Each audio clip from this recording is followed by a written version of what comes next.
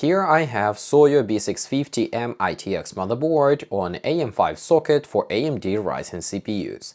The motherboard looks very promising, so let me take it out of the box and see what it looks like. As you can see, this is indeed SOYO AMD Ryzen, but no motherboard name mentioned. Still over here we have some sort of a sticker and it says SY Eternal B650 ITX Wi-Fi 6 Intel chipset. That's very interesting. Obviously this is some sort of a stupid sticker, which is not really true because you cannot have Intel chipset on an AMD motherboard. I also don't know if Wi-Fi 6 adapter is actually included or it is only Wi-Fi 6 capable and we have M.2 slot to manually install Wi-Fi adapters.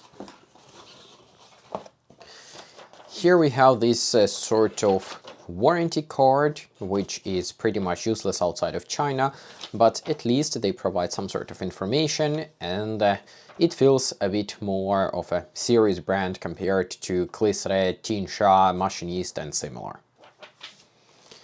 Then we have SATA cable and here we have Wi-Fi and Bluetooth antenna. Finally, the motherboard itself.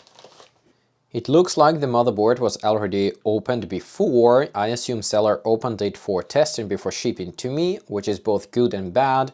Good that they verify that it works, bad that they might have broken something during the verification process.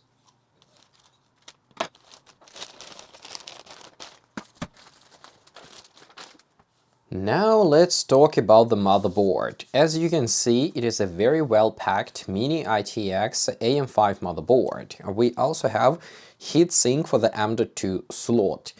What I like is that we have USB Type-C header for the front panel alongside USB 3 header and of course buttons and LEDs over here. We also have 4 SATA ports, we have 2 fan connectors over here, we also have 2 ARGB headers. I have no idea if these actually work and if you can adjust them, but headers are over here. And here we have front panel audio and front panel USB 2.0.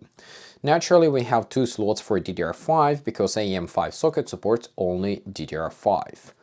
On the rear side or rear I/O of the motherboard is also pretty rich. Here we have basically audio input-output, then we have Wi-Fi antenna exit, basic LAN. I believe this is simple gigabit Ethernet and not 2.5 gigabit, but then we have 8 USB ports. 4 of these are simple USB 2, then we have 3 USB Type-A 3.0, and then we have USB Type-C, which is very nice. Finally, we also have 2 video outputs, DisplayPort and HDMI. What I can say is that this built-in I/O shield is slightly misaligned, which might be a problem, might not be a problem, I'm not yet sure, but it is a bit annoying.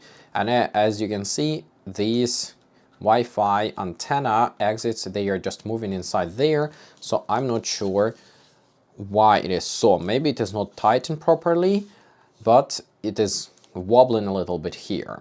Nevertheless, the built-in I/O shield is actually aluminum, so it will do its function. It's not plastic gimmick as you can find on Huananzhi or similar motherboards.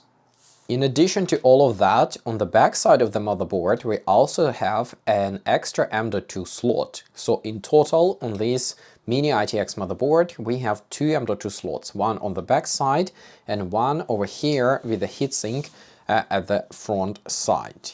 For the price of less than 130 euros when I bought this motherboard, B650 Mini ITX with so many features sounds almost too good to be true. So I would have to check if the motherboard is actually decent, if the BIOS is okay, if everything is working, and if that's the case, then I could say that this is one of the best Mini ITX AM5 motherboards for the money. Of course, we also need to check if the socket is okay whenever buying a motherboard from AliExpress. And I'm not sure if camera is picking it up, but I can see some tiny irregularity in the pins in that location, but I don't see any damage and I don't think that will be of any problem. So I will have to test and see. If you're interested in the detailed review of this motherboard, then please follow me on my main channel. The review will be published there.